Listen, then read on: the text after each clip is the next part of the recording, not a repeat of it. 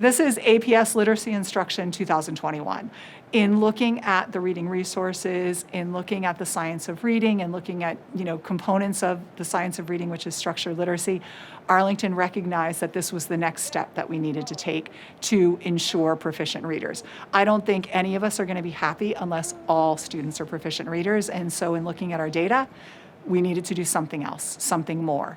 The beauty of data is that it both reveals the gaps that our students need direct and explicit instruction in, but it also helps highlight to us the areas where they have made gains that might surprise them and might surprise us. And so we use the data to ensure that we're meeting kids' needs in both directions, where they're ready to stretch and excel, and at the same time where they need that reteaching or that targeted instruction. We did pre-assessments. We were able to get data on every student in the school and really parse the individual skills that a student needs to become a proficient reader. D, dog, D.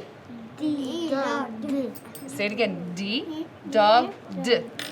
E, echo. This year, for the first time, all of our students in grades K through 3 are receiving systematic and explicit phonics instruction. Those really foundational literacy skills of decoding, encoding, and phonemic awareness. We have a small group that works with us on letters and sounds and early literacy skills. It's important because we want to get our students reading as fast as we can, so we're just providing a little extra support in these first few weeks of school. Good. Whose tale has a better way to communicate? So each week we take a different book and we use it over several days, and we use lots of vocabulary because a lot of them are second language learners, so we need to provide a lot of background knowledge, such as all the definitions. Through the course of the week, as they hear more about the vocabulary, they become more familiar with it, and they're able to do the follow-up activities using that vocabulary. Across all grades K-5, we know that, of course, the purpose of reading is comprehension and learning, and so our students are simultaneously receiving really explicit instruction in building background knowledge, gaining vocabulary. Our upper level grades are doing a year-long morphology study, because both of those elements, background knowledge and vocabulary, are critical to comprehension and the ultimate goal of being literate in society. Obtain. Obtain. When you get older, you might obtain your driver's license. Obtain. Which means like a power. Obtain, you get something. Obtain. We found out that kids had some gaps in their knowledge, and so we looked at the pre-assessment data, and we're trying to fill kids in on building the structured parts of reading instruction. So spelling patterns, syllabication, vowel teams, seeing how our language is built to help the decoding part of reading. So we've learned a lot about our characters the last few weeks with engaging in this book club discussions, and you talked about your own values. Now let's learn about our friends in the text. One of the things that we've been able to do this year is take some of the CLT data, working with teachers and some of our phonics data and other assessment data to discuss what children actually need something in addition to what they're getting in the classroom. And one of the things that we decided was to work on a book club.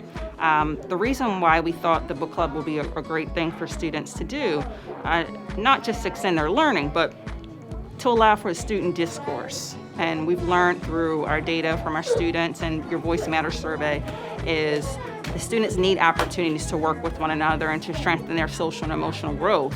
And engaging in deep conversations, using critical and creative thinking strategies, and infusing opportunities for discourse is actually one of our goals, and we feel that this is a great outlet to do so. When you are going through a storyboard, that is exactly what you are doing. You are mapping out the important moments in the story. Reading and writing are absolutely connected, especially our mini lessons with reading and writing. They go hand in hand with each other each day. Writing is also a really important communication tool. Students can talk, but it's also important for them to be able to write about what they're learning. It spans skills. You can write about your math, you can write about your science, your social studies, and your reading. It's just a really integral part of literacy because students need to be able to not only read, but communicate and talk about what they're reading through their writing. Some students work at a table with a teacher to support them more with their writing as they need it. Other students work in groups with students so that students can learn from other students. They have the opportunity to share their writing and just develop their skills as writers. But we really want to take the time this year to give kids time to work together, to strengthen our interpersonal skills, to strengthen their social skills. And we think that they could do that if they have the space and time to dig into that. We're using this time as well, in addition to book clubs, to infuse social and emotional strategies for students when they're having disagreements in book clubs, when they're thinking differently about characters. And we're having this space because they've missed it and they're asking for it. So as much as possible, we can get the kids together and get them learning outside of your typical sitting at your desk, sitting at your table, many feet apart. If we can get them in a safe space to work together on those skills, we're going to do what we can. I think it's just important that the kids have their hands on books. I think it's important that kids are being read to and ask questions because they have a lot of things to offer sometimes in knowledge that we haven't even thought about. So I just think they just need a lot of time with books and a time to talk with each other and to kind of learn from each other. They do an excellent job. They just need that opportunity. I am personally so pleased to see Arlington Public Schools making this shift to structured literacy. It's a big ask of our teachers, but we know the research says, and the data is unequivocal, that it's in the best interest of our students. This is how the brain learns to read, and we're going to reap the dividends of this in Arlington for years to come with our kiddos. J, jet, j. When you show students something that they don't know, and you give them opportunities to learn that, and they see success, they see how their hard work builds success, that really builds social emotional learning, right? Because they see they're empowered.